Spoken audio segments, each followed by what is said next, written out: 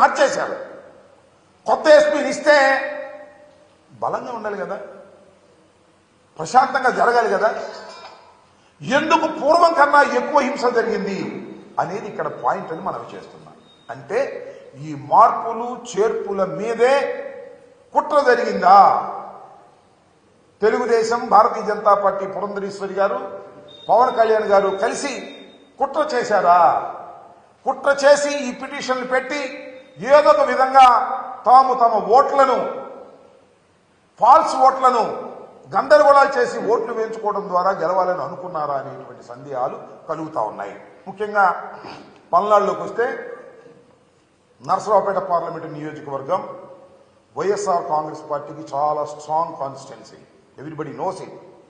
7కి 7 గెలిచాం పోయిన ఎన్నికల్లో. ఇవాళ కూడా 7కి 7 గెలిచే పరిస్థితి ఉన్నది అని మాకన్నా బాగా తెలిసిన వ్యక్తి అటు పోటీ చేసిన మా పార్టీ వ్యక్తే ఉన్నదాకా. కాబట్టి దీన్ని ఏదో విధంగా నలిపేయాలి అనేటువంటి కుట్రతో ఇదంతా చేశారనేటువంటి భావన కలుగుతోంది. చాలా చిత్రమైన విచిత్రమైన సంఘటన ఏమిటంటే, ఎన్నికల కమిషన్ ఎవరినైతే అపాయింట్ చేశారో ఎస్పీలుగా వాళ్ళని సస్పెండ్ చేసే పరిస్థితి వచ్చింది. ఇది చరిత్రలో నేను ఎప్పుడు ఎక్కడ చూడలా.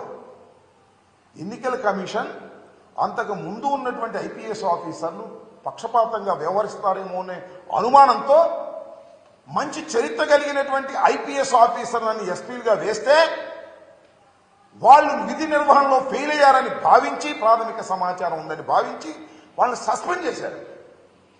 ఊరినే బదిలీ కూడా కాదు, they suspended from the service at present.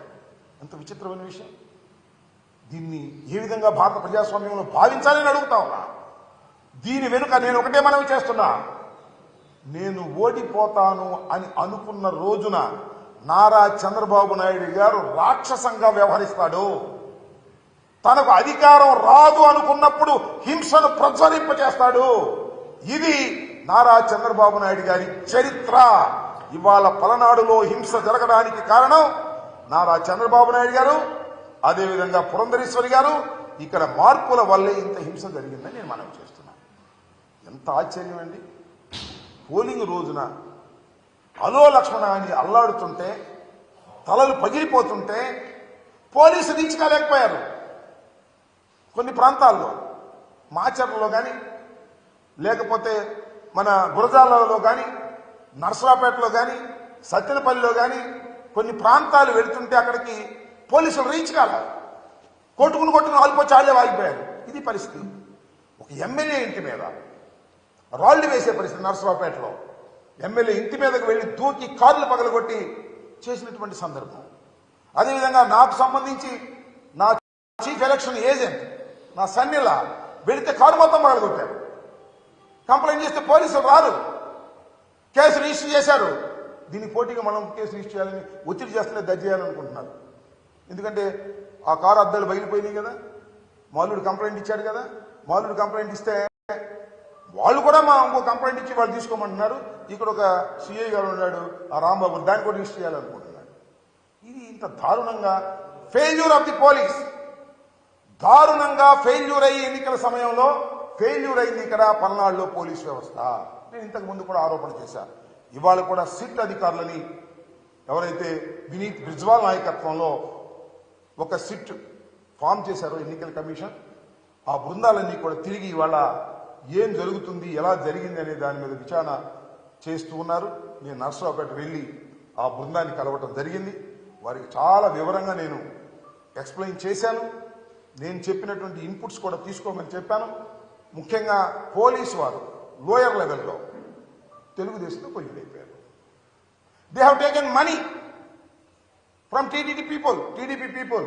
కన్నా లక్ష్మణ్ దగ్గర, వాళ్ళ అబ్బాయి దగ్గర డబ్బులు తీసేసుకున్నారు.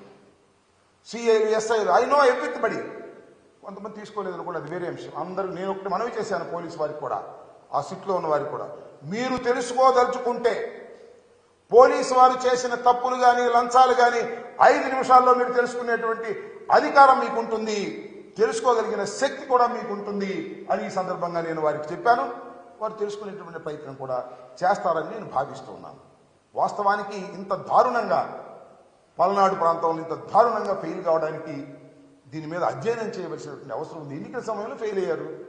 ఫెయిల్ అయితే గందరగోళం అయింది. ఈ మూల్యాన్ని ఎలా చెల్లించని చెప్పి నాకు అర్థం కాదు.